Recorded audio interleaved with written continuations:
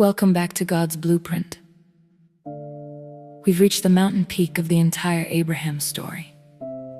In the last chapter, we celebrated the miracle birth of Isaac.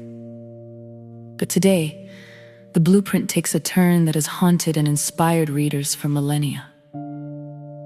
This is Genesis 22, the ultimate test of faith on Mount Moriah.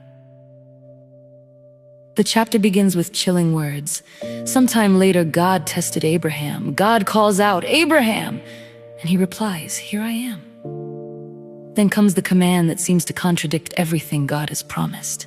"Take your son, your only son, whom you love, Isaac, and go to the region of Moriah, sacrifice him there as a burnt offering."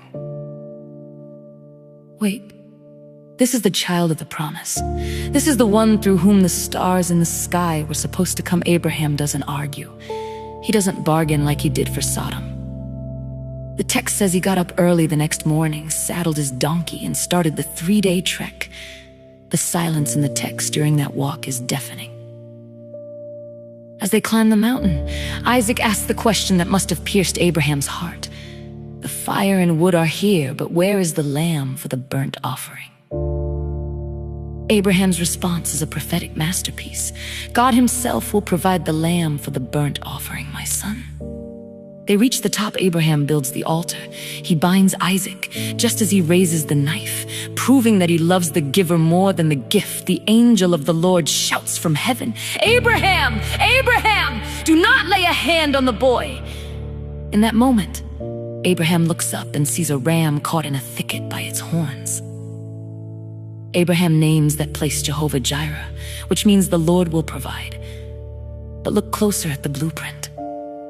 This mountain, Moriah, is the same range where the Jewish temple would later be built, and many scholars believe it's the very location where, thousands of years later, another father would lead his only son, whom he loved, up a hill to be sacrificed. Except on that day, there was no voice to stop the knife. Jesus became the lamb that God provided because Abraham was willing to give his best. God reaffirmed the covenant with an oath, swearing by himself that through Abraham's offspring, all nations on earth would be blessed. Genesis 22 is a gut-wrenching reminder that faith isn't just about believing God can do something. It's about trusting him when we don't understand what he is doing. It's about placing our most precious Isaacs on the altar and trusting that God is still good. Thank you for joining us for this study on God's blueprint.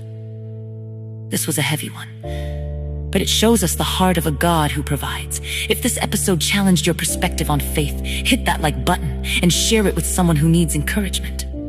We'll see you in the next chapter as the story of faith continues to unfold. Before you go, here's today's question. Abraham was asked to surrender the very thing he had waited 25 years to receive. Is there an Isaac in your life? Something you love deeply or worked hard for, that you find difficult to fully trust God with?